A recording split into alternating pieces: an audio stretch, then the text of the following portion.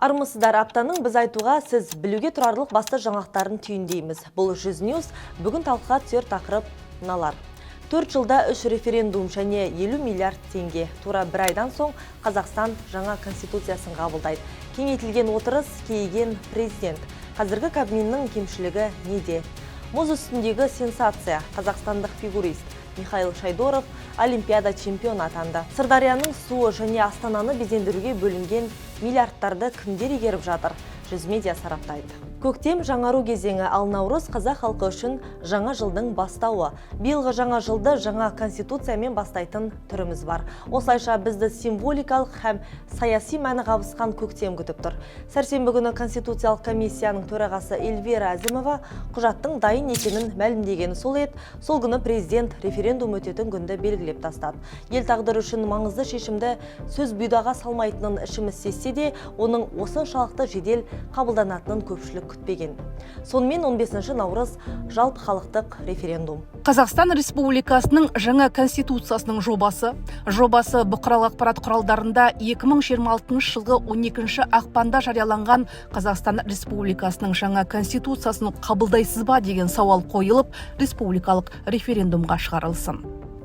Жалғыз сұрақ, жалғыз жауап. Осылайша Қазақстан билігі 4 жылда 3-ші референдум өткізуге оқталып отыр. Биылғы референдум бұрынғыдан әлде қайда қымбатқа түспек.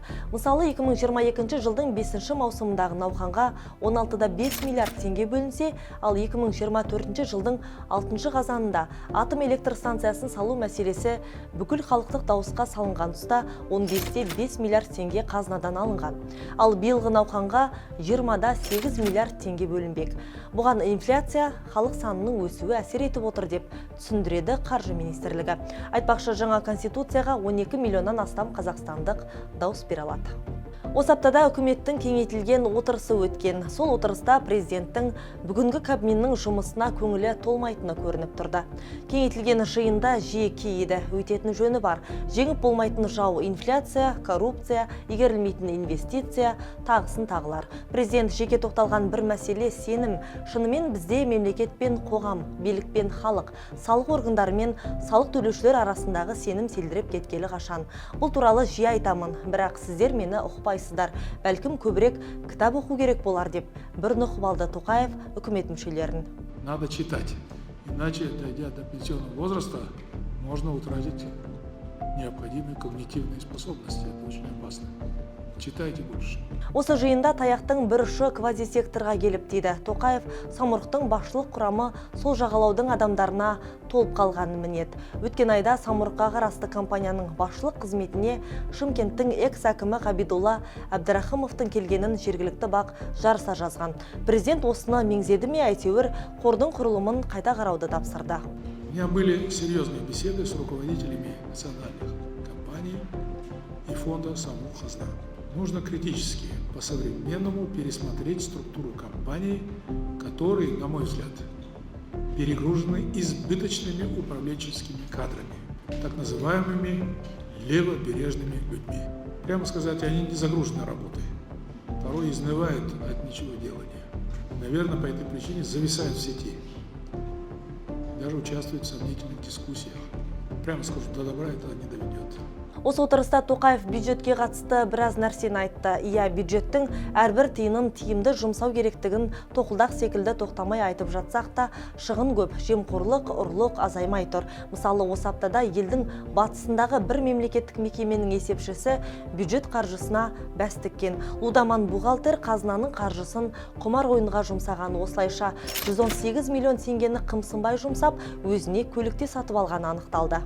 Бюджет тапшылығын биыл үкімет салықтың есебінен толтырамыз деп екі алақанын ысқылап отыр.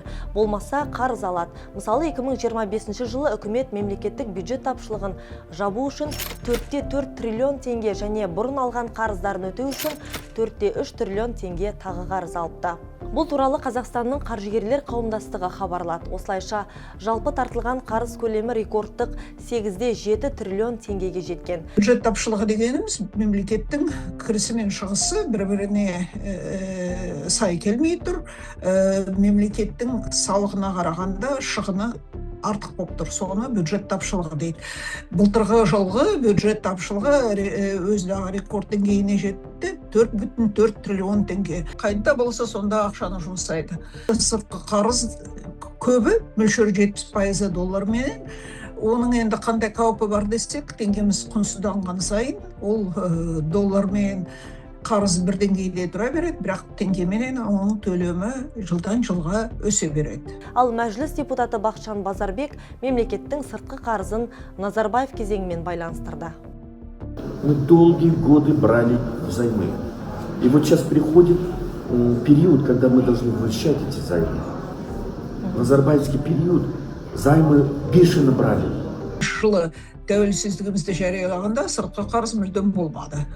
Қазіргі 171 миллиард 413 миллион доллар, енді қазіргі дегенде анықтайын, былтырғы 3-ші тоқсанның аяғындағы статистика.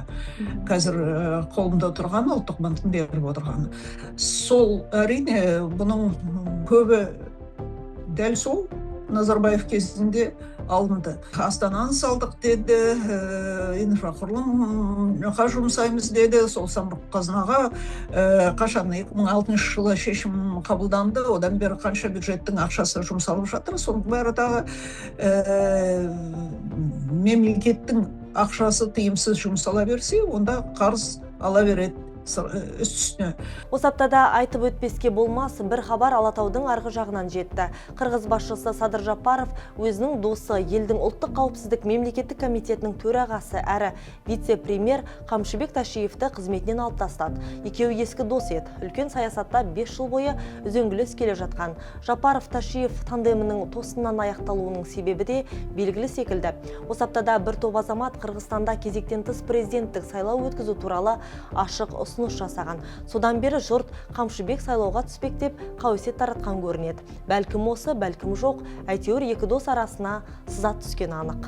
Ал бүгін түнде Қазақстанға Италиядан сүйінші хабар жетті. Қазақстандық мәнерлеп сырғанаушы Михаил Шайдоров Олимпиада чемпионы атанып, ел қоржынына алғашқы медальді салды.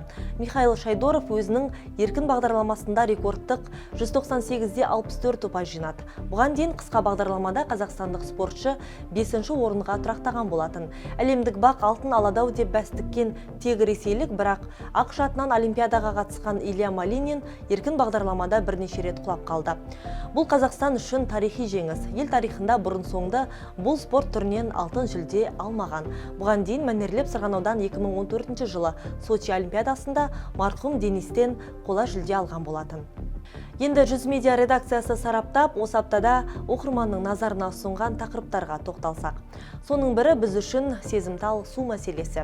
Биыл елімізге Сырдария өзені арқылы келетін су көлемі 2 еседей азаюы мүмкін. Ондай жағдай туса, Дария бойындағы Түркістан мен Қызылорда облыстарының диқандары судан тапшылық көріп, аралға жетуі тиіс көлем қысқарады деген сөз. Қазақстанның су дипломатиясы туралы біздің сайтта жарияланған сараптамалық материалдан оқи аласыз. Жыл енді басталса да, Астана билігі мерекелерге қызу дайындықты бастап кетті. Оны миллиардтаған теңгеге жарияланған тендерлерден түсінуге болады. Біздің редакция мерекелік безендіру мен іс-шараларға қанша қаражат қарастырылғанын, бюджетті кімдер игеріп жатқанын және мерекелік көңіл-күй үшін қазынадан қанша қаражат жұмсалғанын жіктеп шықты. Құрметті біздің оқырман, көрермен, егер елдің және жаһан жаңалықтарын бірінші болып біліп, тәуелсіз сарапшылардың ой мен пікірін тыңдағыңыз келсе, біздің сайтты оқып, 100 медианың әлеуметтік желілеріне жазылып қойыңыз. 100 ньюсте келесі жүздескенше жүзіміз жарқын болсын.